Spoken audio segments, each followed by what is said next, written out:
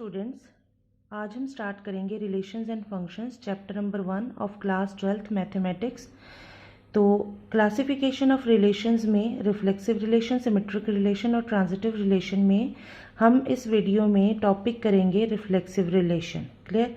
हम next video में symmetric और ट्रांजिटिव ये हमारी अगली 2 वीडियोस में करेंगे। एक वीडियो में हम एक ही टाइप डिस्कस करेंगे क्योंकि स्टूडेंट्स इसको एक टफ चैप्टर मानते हैं और इसीलिए अगर हम इसको जल्दी जल्दी में कर जाएंगे तो आपको समझ नहीं आएगा। तो सबसे पहले मैं आपको करवाऊंगी रिफ्लेक्सिव रिलेशन। और एक बात जो आपको ध्यान में रखनी है कि अगर क्लास 12th में आपको ये चैप्टर रिलेशंस एंड फंक्शंस करना है तो आपको पहले अपने क्लास 11th के बेसिक्स क्लियर करने पड़ेंगे। रिलेशन क्या होता है, कोडोमेन, रेंज और डोमेन क्या होता है, कार्टेशियन प्रोडक्ट क्या होता है, ये सब बेसिक्स अगर आपको क्लियर होंगे तभी आप रिलेशंस एंड फंक्शन चैप्टर कर सकते हो। सो मैं आपको सजेस्ट करूँगी कि इस चैप्टर को करने से पहले आप अपने क्लास 11th के बेसिक्स क्लियर कर लें। Only then you will be able to solve the problems of relations and functions in class 12th। Clear?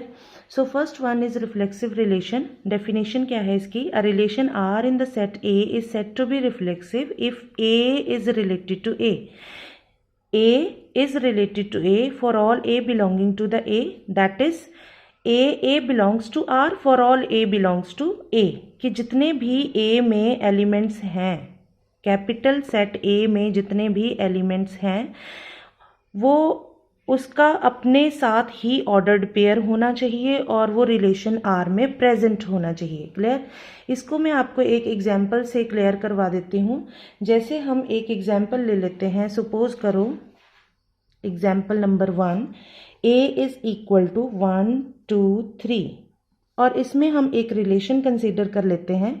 जैसे सपोज करो 1 1 2 2 3 3, ये मैंने रिलेशन को एक कंसीडर किया और साथ में एक और एलिमेंट इसके लिख लेते हैं जैसे कि 1 2 2 3 और 1 3। क्लियर? ये एलिमेंट्स मैंने लिखे। तो यहाँ पर R जो है वो रिफ्लेक्सिव है या नहीं है तो हमें चेक करना है। अब हम क्या चेक करेंगे कि क्या 1 1 इसको बिलोंग करता है या नहीं। फिर हम चेक करेंगे 2 2 बिलोंग करेगा या नहीं, या है इसमें, इस रिलेशन में है या नहीं। इसी तरह से 3 3 चेक करेंगे कि क्या इसमें ये है। तो अब देखो बच्चे, यहाँ पर 1 1 भी है, 2 2 भी है और 3 3 भी है। Means this relation is reflexive relation. तो हम क्या लिख सकते हैं? Since 1 1 belongs to R, 2 2 belongs to R and 3 3 belongs to R, so R is reflexive relation।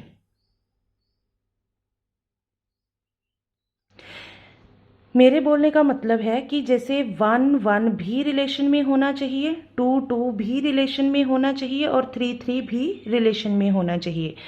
Clear? अब जैसे इसकी डेफिनेशन के अकॉर्डिंग यहाँ पर मैंने लिखा है फॉर ऑल। इसका मीनिंग आप जानते होंगे, आपने क्लास 11th में सारे सिंबल्स रीड किए होंगे। तो ये for all A belonging to the A, जितने भी ए में एलिमेंट्स हैं उसका अपने साथ ही ऑर्डर्ड पेयर रिलेशन में प्रेजेंट होना चाहिए। एग्जाम्पल नंबर 2 ले लेते हैं। सपोज करो आपके पास एक सेट है 1 2 3। क्लियर? और यहाँ पर R जो है उस रिलेशन को हम ले लेते हैं 1 1 2 2 3 3। क्लियर? तो अब ये रिलेशन रिफ्लेक्सिव है या कि नहीं है तो हमें ये बताना होगा। तो हम चेक करेंगे कि क्या 1 1 प्रेजेंट है, क्या 2 2 प्रेजेंट है, क्या 3 3 प्रेजेंट है। तो यहाँ देखो बच्चों, यहाँ पर 1 1 भी प्रेजेंट है, 2 2 भी प्रेजेंट है, 3 3 भी प्रेजेंट है। सो ये रिलेशन क्या है? Reflexive relation. ठीक है? क्योंकि for all A belonging to A belongs to R, belong करता है ए।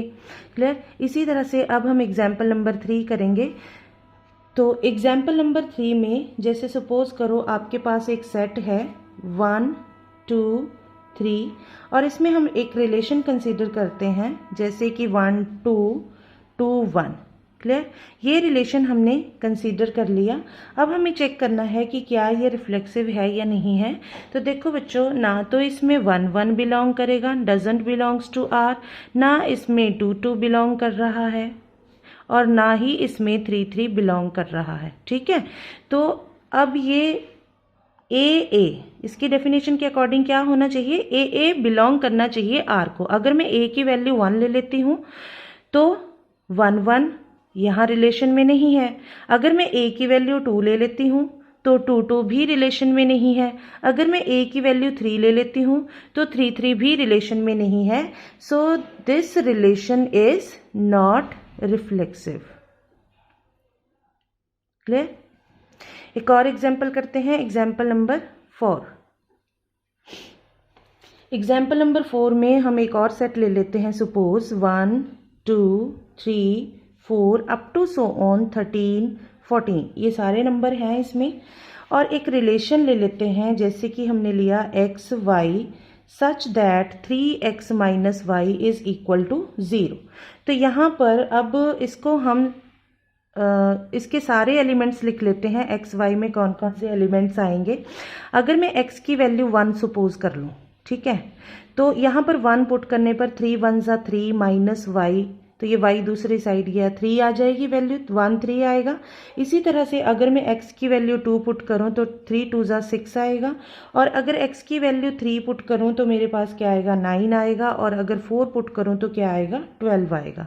तो ये सारे ऑर्डर्ड पेयर्स मैंने इसके लिख लिए, जो जो भी रिलेशन में आएंगे इसके अकॉर्डिंग।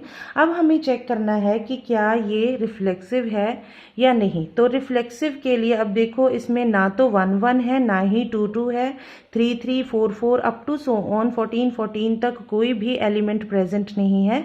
तो हम इस रिलेशन को क्या बोलेंगे, not reflexive. Clear. Example number 5। Consider the set A is equal to a b c. Clear. और इसमें हम रिलेशन कंसीडर कर लेते हैं, a b a and suppose b b. Clear. ये रिलेशन हमने कंसीडर कर लिया। This relation is again not reflexive. अब नॉट रिफ्लेक्सिव क्यों है, क्योंकि इसमें ए तो प्रेजेंट है, बी भी प्रेजेंट है, लेकिन सी इसमें प्रेजेंट नहीं है। Therefore this relation is not reflexive. Clear.